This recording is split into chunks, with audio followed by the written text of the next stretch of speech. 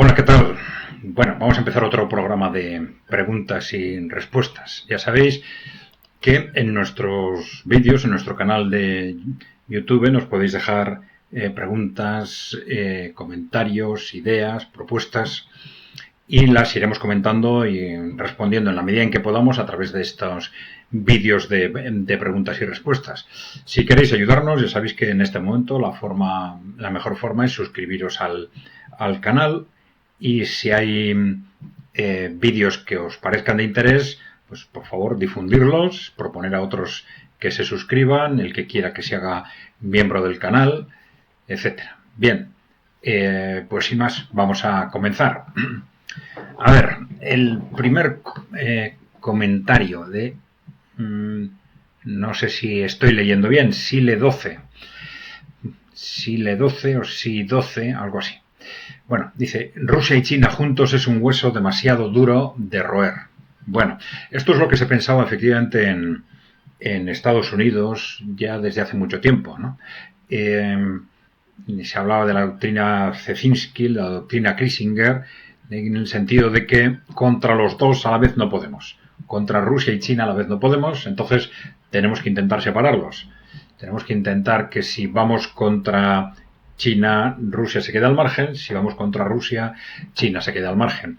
En la práctica, esto de alguna forma ya se empezó a aplicar en los años 70, cuando, a raíz de aquellas famosas visitas de los Rockefeller, de Kissinger y de Nixon a China, se llegó a una serie de acuerdos estratégicos entre el gobierno de Estados Unidos, las grandes corporaciones norteamericanas y el gobierno chino y el Partido Comunista de China, en base a las cuales, bueno, además de otros acuerdos que fueron importantísimos para el desarrollo de las relaciones entre los dos países, a partir de entonces se llegó a un cierto acuerdo para hacer frente digamos, a la posición geopolítica de lo que era la Unión Soviética, ¿no? Y un acuerdo que fue importante para el aislamiento, un cierto aislamiento de la Unión Soviética en la última década de la misma, ¿no?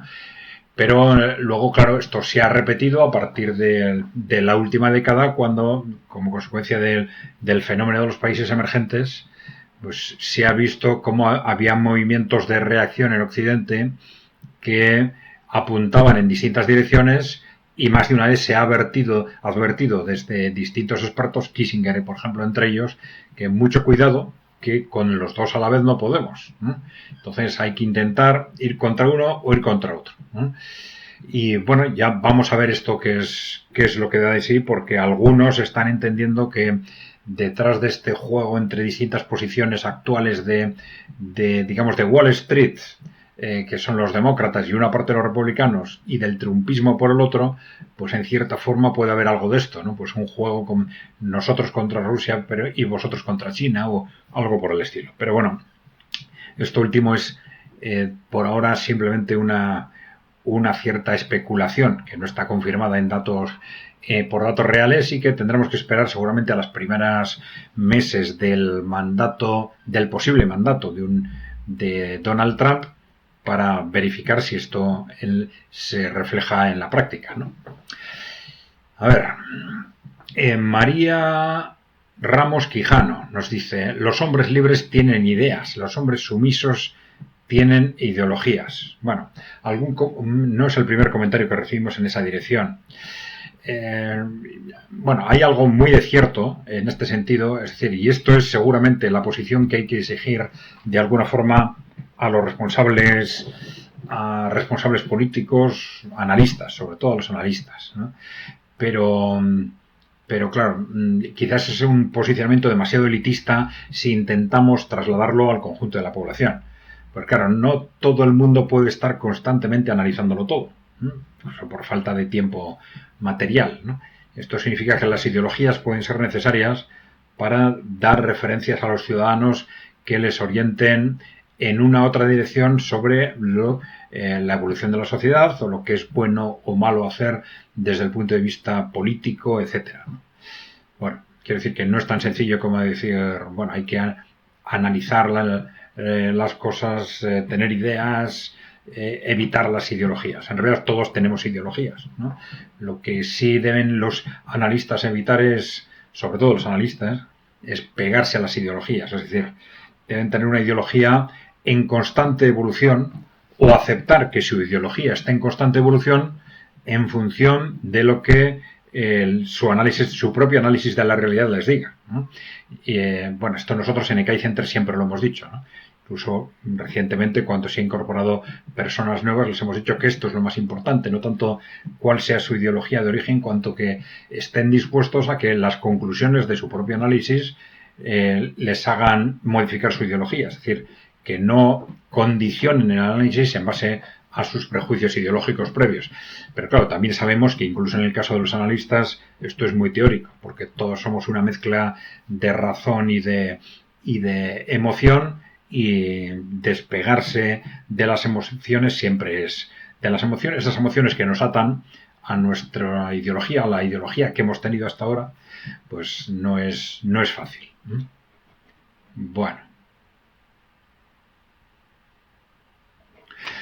a ver, Rockerflow nos dice: vale la pena estudiar ciencias sociales y humanidades en universidades occidentales y latinoamericanas, teniendo en cuenta que muchos docentes suelen inculcar ideas posmocapitalistas como el lenguaje inclusivo. En el último posgrado que estudié me dijo un profesor que teníamos que referirnos a niños, niñas y adolescentes para el trabajo de grado, y en una universidad que tiene fama de ser de derecha, bueno, vamos a ver.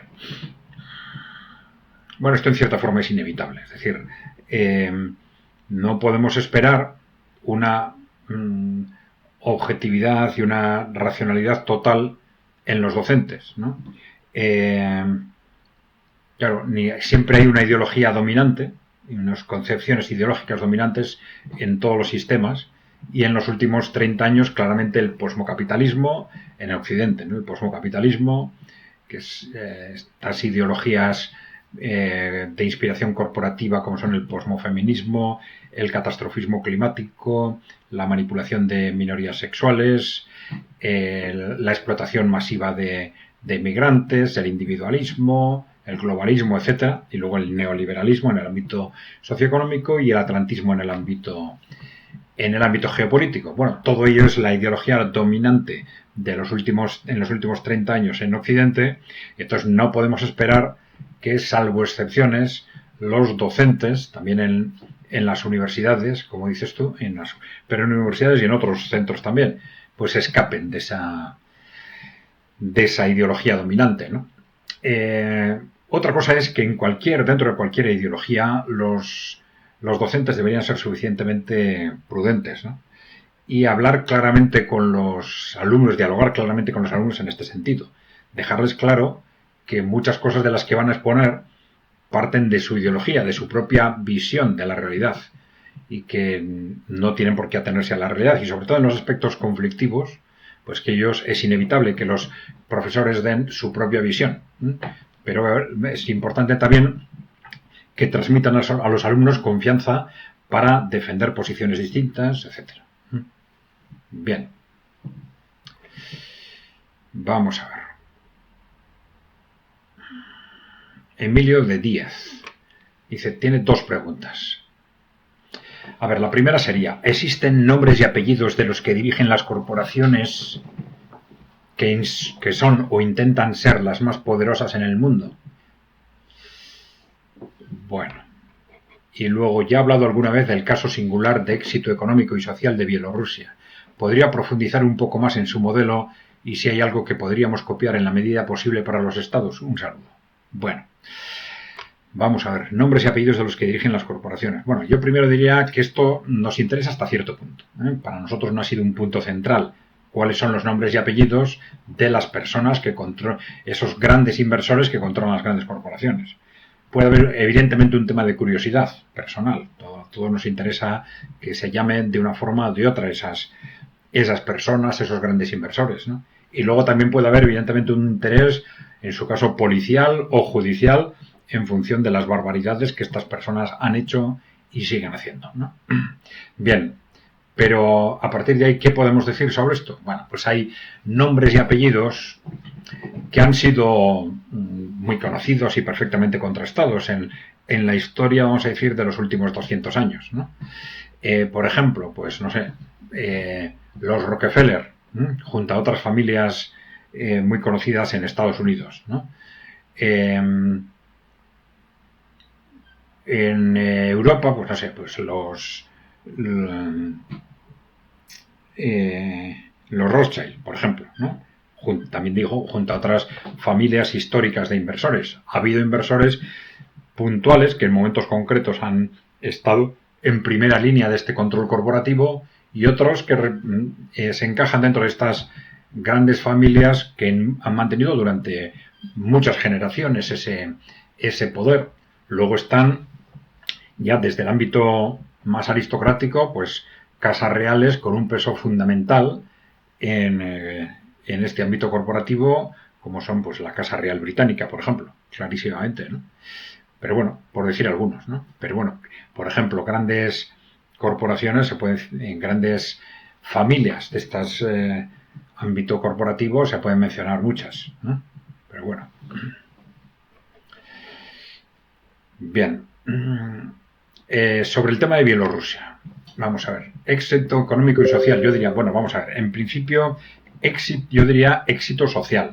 Lo de éxito económico es un poco más dudoso, ¿eh? Lo que podemos decir desde el punto de vista económico es que es un modelo viable. Es decir, que se han demostrado su viabilidad económica, lo cual es muy importante porque era algo que siempre estaba en cuestión en las últimas décadas, ¿no? Si modelos sociales de este tipo eran económicamente viables. Si es económicamente más o menos eficiente que los países de alrededor, es un análisis, por ejemplo, mucho más complejo, ¿eh? Porque habría que compararlo con Ucrania, con Polonia, con Lituania, y los resultados serían muy distintos según el país con el que lo comparemos, ¿no?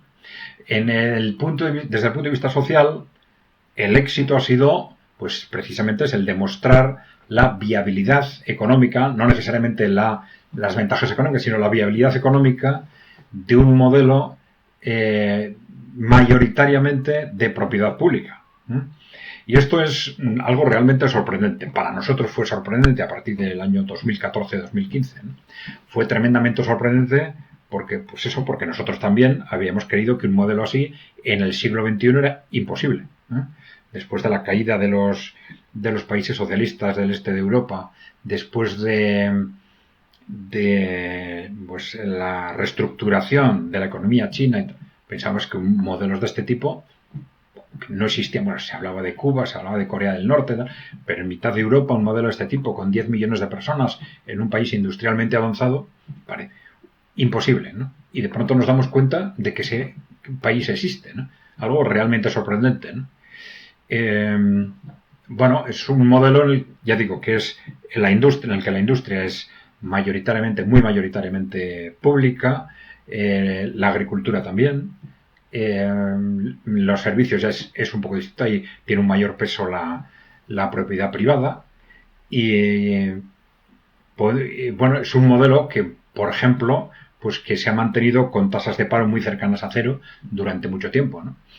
Y esto también probablemente está relacionado con este peso de las empresas públicas, que pueden permitirse cuando es necesario absorber el desempleo, ¿no? O que se utilizan para absorber el desempleo, ¿no? Bien, ¿hay algo que podríamos copiar en la medida de lo posible de ese modelo de Bielorrusia? Bueno, yo diría que en este momento podríamos copiar lo que podemos copiar de los países emergentes. Bueno, primero, para que sea posible copiar, tenemos un elemento de economía política, digamos, que es la necesidad de que los gobiernos estén por encima de las grandes corporaciones, porque si no, hay que olvidarse de la viabilidad de estas opciones. Pero bueno, vamos a plantearnos la realidad de gobierno, corporaciones que están a un margen, digamos, al margen, y que los gobiernos están realmente al mando. Bueno, lo que podríamos aprender de Bielorrusia, y yo creo que en general de los países emergentes, es la necesidad de analizar con objetividad, desde el interés general y no en base a prejuicios, si en cada caso, en cada empresa o en cada sector, es más eficiente desde el punto de vista del interés general el modelo de empresa privada o el modelo de empresa pública. Luego las conclusiones pues serán unas o serán otras en cada caso, pero desde luego los países emergentes, Bielorrusia en concreto, nos están hablando de la viabilidad económica de este tipo de modelos, ¿no? Con lo cual hay que abrir la mente y rompernos estos esquemas mentales que durante 30 años nos han metido en la cabeza que las empresas públicas no funcionan, que los gobiernos no tienen que intervenir en la economía, etcétera. Bueno, todo esto es falso, es producto de una constante manipulación corporativa de los medios de comunicación, de la industria cultural, de las universidades, etcétera. Bien, si quieres profundizar en esto, dínoslo y lo intentamos hacer. Bueno, Miquel Martínez Cánovas Morillo nos dice: el planeta, los recursos no son infinitos en estos momentos, así que lo más que no se puede es crear una población que afecte a la convivencia y más. Bueno, no sé si interpreto bien las palabras, ¿no? Los recursos no son infinitos, sí, pero si esto lo tenemos en cuenta desde el punto de vista de la población actual, podemos decir claramente que los recursos en estos momentos ni nunca van a ser infinitos, claro, pero los recursos en estos momentos son sobradamente suficientes para mantener dignamente y con una dignidad sobrada, vamos a decir, a la totalidad de los habitantes del planeta. Y que el crecimiento y para mantener a la población dentro del crecimiento previsible. Y que, por supuesto, ya si nos planteamos esto cara al futuro, cara a generaciones futuras, tenemos que tener en cuenta como cuestión básica que el ser humano no es una carga, como se nos ha estado vendiendo constantemente. Primero, durante 200 años esto ha sido la ideología en buena parte dominante en las grandes élites occidentales, y el cambio en el posmocapitalismo en los últimos 30 años ha sido que en buena parte han conseguido trasladar ese antihumanismo, ese odio del ser humano, ese desprecio del ser humano a una buena parte de la población. El ser humano no es una carga, el ser humano es un ser creativo con capacidad de producir, con capacidad de imaginar, con capacidad de mejorar las cosas que hace de forma constante. Bien. Entonces, eso es fundamental para tener en cuenta por qué hasta ahora nunca estas previsiones catastrofistas nunca se han cumplido y probablemente no se cumplan nunca.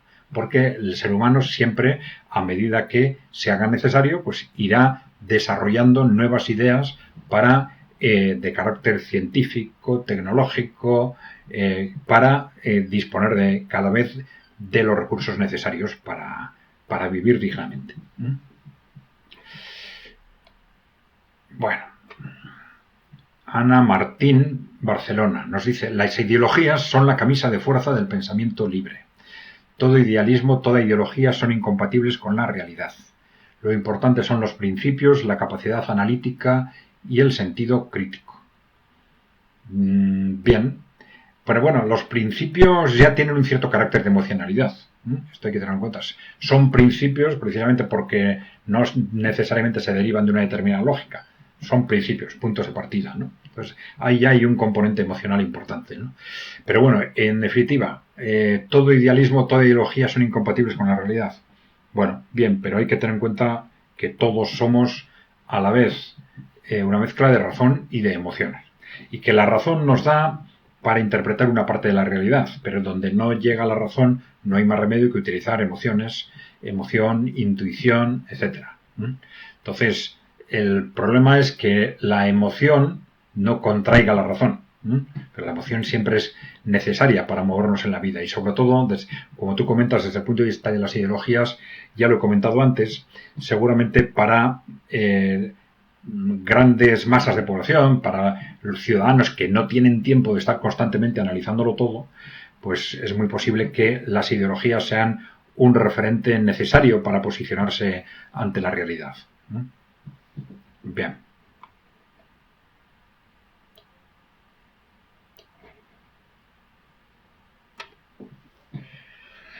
A ver, María Alonzazú, disculpa que no sé encajar exactamente el comentario que haces con respecto a qué lo haces, ¿no? Dice: Vivo en un pueblo que tuvo una actividad económica muy importante relacionada con la pesca, que ha quedado en decadencia a nivel local. Tengo muchísimas dudas de si la lucha de clases se podía llevar como se llevó. Hay que tener en cuenta otros factores a la hora de analizar la situación. No sé interpretar muy bien cuál es la cuestión, ¿eh? Toda una generación desapareció aniquilada por drogas. Entiendo que se está refiriendo a una localidad costera del País Vasco, pero no entiendo el planteamiento, no entiendo cuál es el fin de la cuestión. Si quieres profundizar en esto, María Aranzazú, pues lo comentamos. A ver, Ángel Ibáñez Vázquez. A ver, dice, manifiesto civil, los ciudadanos europeos no quieren una guerra. Este es un manifiesto de mínimos, con un mensaje unívoco y claro. Bien, el punto de partida es sencillo y necesario. Es un poco largo el párrafo. Ante la escalada bélica, no queremos ni necesitamos una guerra. Rechazamos rotundamente la violencia.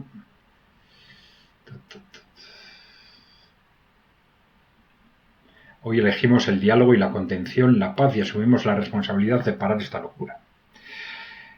Bueno, bien, sí, es curioso que no se estén produciendo en este momento movimientos a favor de la paz. Es curioso con respecto a lo que está sucediendo en Occidente y en el caso de Europa, con lo que está sucediendo en la propia Europa. Aunque sí hay colectivos que se están movilizando activamente en unos países más que en otros con respecto a lo que está sucediendo en Gaza, y es terrible.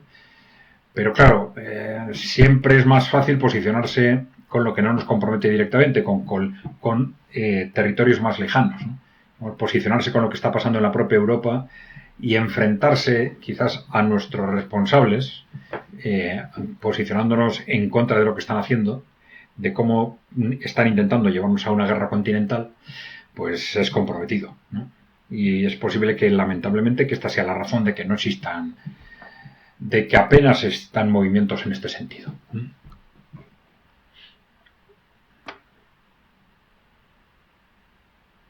Eva Alcázar dice que le gusta el análisis que hicimos de la carta de Víctor Orbán a la Unión Europea. Dice, a ver si la ciudadanía abre los ojos, solo la gente puede parar la sin razón de esta guerra. Bueno, bien, la verdad es que el papel de Víctor Orbán está siendo muy importante, por lo menos para dejar claro que en Europa hay opiniones distintas, ¿eh? Es decir, que esta opinión evidentemente mayoritaria de los gobiernos de la Unión Europea y de la OTAN no responde al sentir de todos los ciudadanos, ni siquiera de todos los gobiernos europeos, y que hay gobiernos como el de Ucrania o como el de Eslovaquia que claramente están posicionados en contra de estas estrategias belicistas dirigidas por esas grandes élites corporativas que controlan Europa y Estados Unidos, ¿no? Bien, Nicolás González.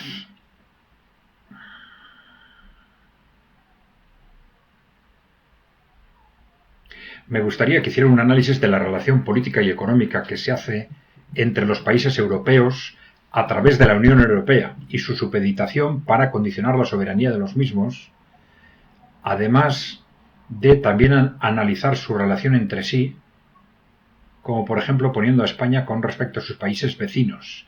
El final del párrafo no sé si lo entiendo muy bien, ¿eh? Bueno, evidentemente, vamos a ver, cuando en cualquier estructura supranacional siempre hay algún tipo de funciones que se encargan a esa estructura supranacional, ¿no? Lo que sí ha ocurrido con la Unión Europea, hemos dicho siempre, desde el principio, probablemente ha sido, bueno, todo parece indicar, los datos parecen indicar que ha sido un instrumento, primero un instrumento de las grandes corporaciones para defender sus intereses frente a los estados, fundamentalmente, y por otro lado, un instrumento de Estados Unidos para mantener el control de la Unión Europea, fundamentalmente a través de Alemania. Bien. Pero esa instrumentalización de alguna forma ha funcionado con una cierta lógica durante las primeras décadas, hasta el final de la Guerra Fría. Pero entonces vino el Tratado de Maastricht. A partir del Tratado de Maastricht que entró en vigor en el 1993, Europa no ha funcionado. La Unión Europea no ha funcionado. La Unión Europea ha sido un auténtico desastre. Un auténtico desastre desde el punto de vista de eficiencia económica, de no hacer nada frente a la decadencia económica de Europa, frente al hundimiento demográfico, frente a los constantes problemas sociales, frente a las amenazas para el futuro de nuestra economía que plantea ese constante sobreendeudamiento. Es decir, ninguno de los grandes problemas de Europa ha sido abordado por la Unión Europea. Es más, se han premeditadamente escondido y se ha impulsado que los estados no los asuman y que los escondan. Y esto es algo imperdonable y que desde luego ha mantenido atados a los estados y ha impedido que los estados pues de alguna forma mantuviesen una defensa, una gestión más o menos racional de los intereses de los ciudadanos como hacían hasta los años 80, digamos.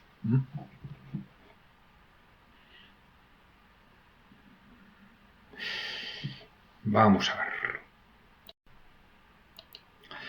A ver, Juan PGA nos dice: ¿qué opináis sobre la renta básica y el trabajo garantizado?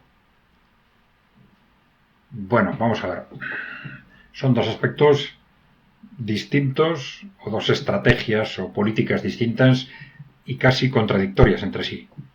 Es decir, la renta básica, con distintas formalizaciones de la misma, está planteando la necesidad de garantizar a todos los ciudadanos un nivel de renta mínimo, tengan trabajo o no tengan trabajo. Pero claro, esto sí sorprende que se plantee, se plantea desde dos ámbitos fundamentales. Por un lado, desde ámbitos, vamos a decir, progresistas, que se autodenominan de izquierda, y por otro lado, desde las grandes corporaciones. Se está planteando desde ámbitos como el Foro Económico Mundial, etc. Y lo plantean en el ámbito de sus proyectos de nuevo modelo económico, en los cuales se da por supuesto que como consecuencia del avance tecnológico haber, digamos, cuotas, porcentajes muy altos de la población que sistemáticamente van a estar fuera del mercado de trabajo. Y entonces dicen, bueno, pero esto no va a suponer un estallido social porque a esas personas les vamos a garantizar unos niveles de renta mínimos, ¿no? Bueno, esto yo creo que es extraordinariamente peligroso, porque es el medio para asegurar la división de la sociedad en dos clases sociales, y de los ciudadanos en dos clases sociales, una de ellas apartada sistemáticamente del trabajo productivo y por lo tanto en una situación, yo diría, provisional, porque ya se ha dicho más de una vez, incluso desde el ámbito corporativo se ha dicho, claro, pero esas personas que sistemáticamente están apartadas del trabajo serían consideradas cada vez más como una carga y progresivamente serían probablemente privadas de derechos. Esa es la tendencia natural de ese esquema oligárquico, vamos a decir. ¿Es necesario? No, en absoluto. ¿No? ¿Por qué? Porque si el avance tecnológico nos lleva a una situación de decir, bueno, es que sobra la mitad de la gente porque se ha duplicado la productividad, es decir, con una hora de trabajo producimos el doble, por lo tanto, con la mitad de la gente podemos producir lo que ahora producen todos. Y entonces la mitad de la gente sobraría. Bueno, ¿y por qué no trabajamos todos la mitad? ¿No? Que es la evolución lógica a la que deberíamos todos aspirar. Curiosamente, y esto es interesante comentarlo, históricamente las grandes corporaciones han tendido a apostar por priorizar el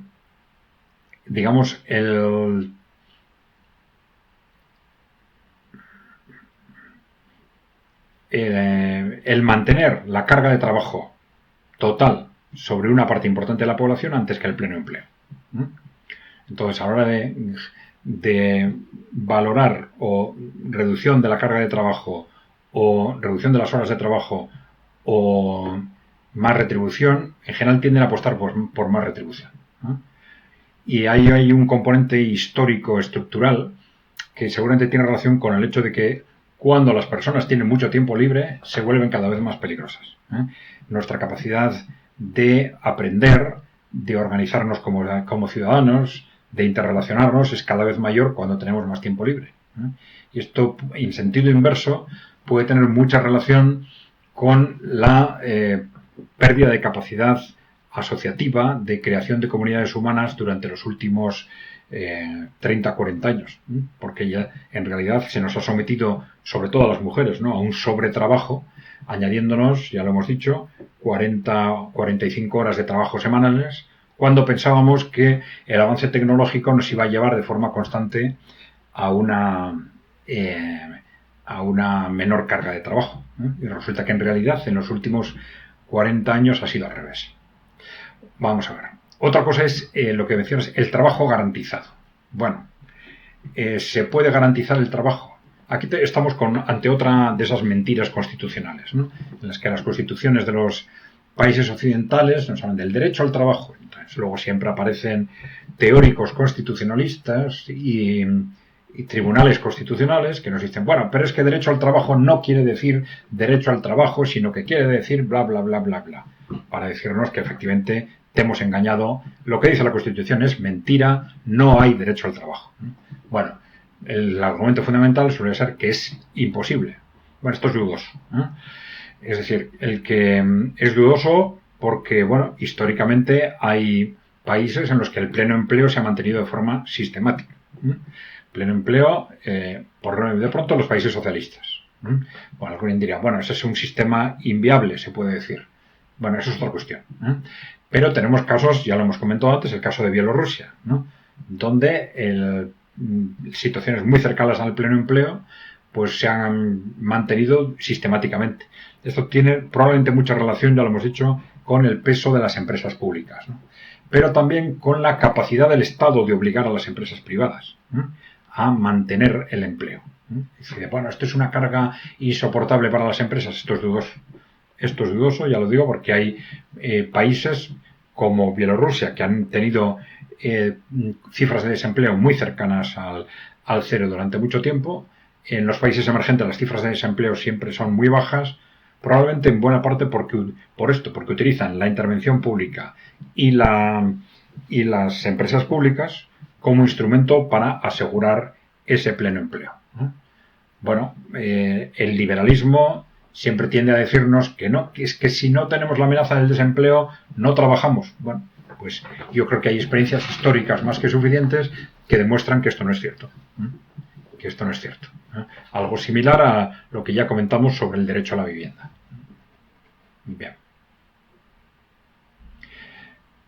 Bueno, por lo tanto, es decir, en ese sentido es muy claro por qué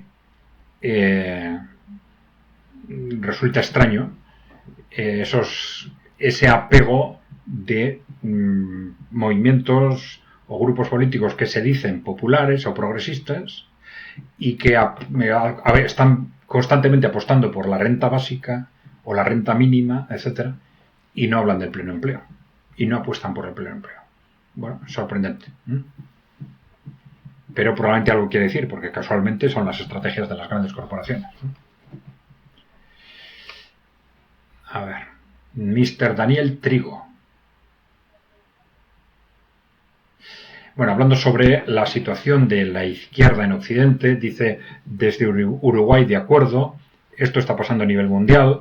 Aquí en América Latina la izquierda se ha convertido en woke. Un saludo, ¿no?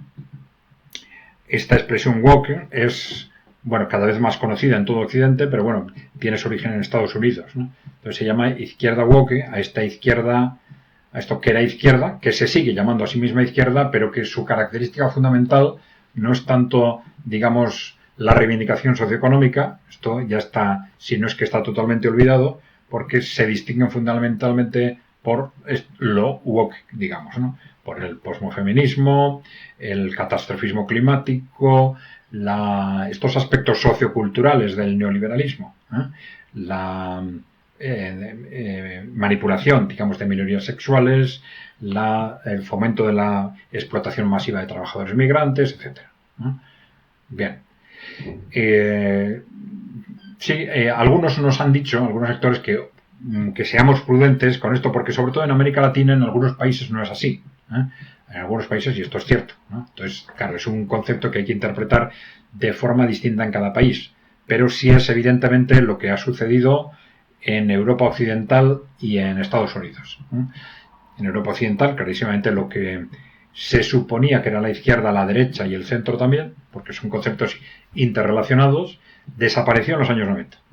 Después de la Guerra Fría, a través de la acción de las grandes corporaciones, ya lo hemos explicado, se mantienen las palabras, hay unos grupos que se llaman a sí mismos de izquierda, derecha o centro, pero no lo son. Son meros matices que al final se responsabilizan de distintas actividades dentro del mantenimiento del sistema donde debe estar, ¿no? Bien. Y que, eso sí, cuanto más se parecen, más se sienten obligados a pegarse en los medios de comunicación para demostrar que son distintos y por qué la existencia del otro es lo que les da vida, no lo que ellos hacen, sino el que el otro les ataque. Bueno.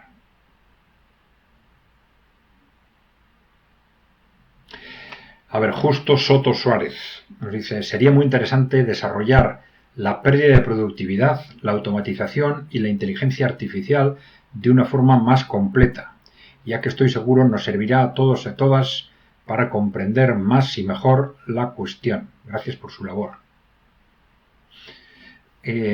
Bueno, lo que pasa es que estás hablando de temas muy amplios, ¿no? La pérdida de productividad, bueno, sí es un tema interesante. Supongo que te estás refiriendo a esto, a lo que se ha llamado la paradoja de la productividad, ¿no?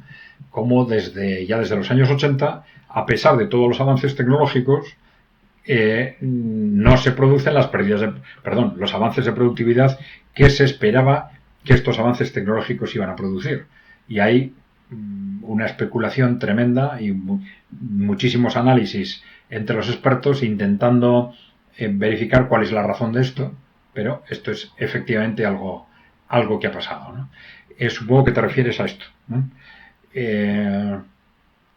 Pues si quieres podemos detallarlo más, pero que igual pregúntanos expresamente por algo con más detalle, por favor, qué es lo que quieres que desarrollemos, porque claro, aquí hay muchas cosas de las que hablar, ¿no?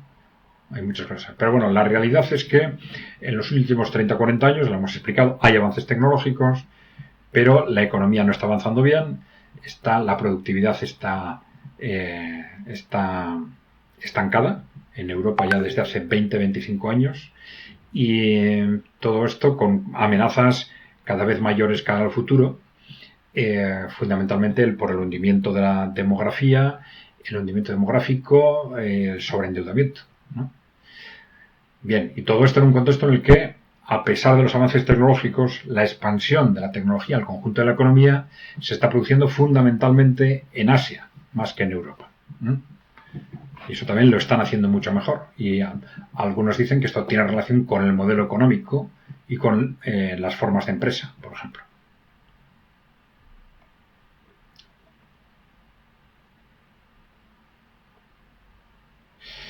A ver, León Santera nos dice, hay que recordar que las oligarquías no controlan su desempeño, desarrollo e innovación en un mundo competitivo. Menos aún entenderán que van a desaparecer en una hora con un ataque nuclear hipersónico.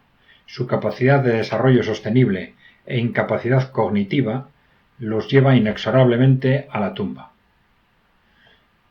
Bueno, sí, esto es una interpretación de algo sobre lo que se está hablando mucho últimamente, ¿no? Es decir, hasta qué punto puede realmente Occidente, como parece, estar apostando en último término por una guerra mundial que puede degenerar en guerra nuclear, cuando a las grandes corporaciones se dice, bueno, ¿a quién le puede interesar? A los que controlan las grandes corporaciones, a esos grandes inversores, si su vida también la ponen en riesgo, ¿no? Bueno, León Santera nos dice que en realidad ellos no controlan el proceso, más bien se ven arrastrados por el proceso, de alguna forma, ¿no? Menos aún entenderán que van a desaparecer en una hora en un ataque nuclear, bueno, y que van al desastre. Bueno, puede ser. Muchas veces, atrapados por los retos de corto plazo, no son capaces de entender con claridad hacia dónde les lleva el medio o el largo plazo. Bueno, esto es cierto. Bien, bueno, pues si os parece lo vamos a dejar aquí por hoy. Bien, ya sabéis, si queréis ayudarnos por favor, si no estáis suscritos al canal, suscribiros, es apretar una tecla, difundir la información que os parezca interesante, proponer a otros que se suscriban, haceros miembros del canal, si os parece, y sin más, pues, bueno, por supuesto, dejarnos preguntas, comentarios, ideas, propuestas, que las vamos a intentar ir respondiendo a través de estos vídeos de preguntas y respuestas. ¿De acuerdo? Pues vale, nada más. Hasta la próxima.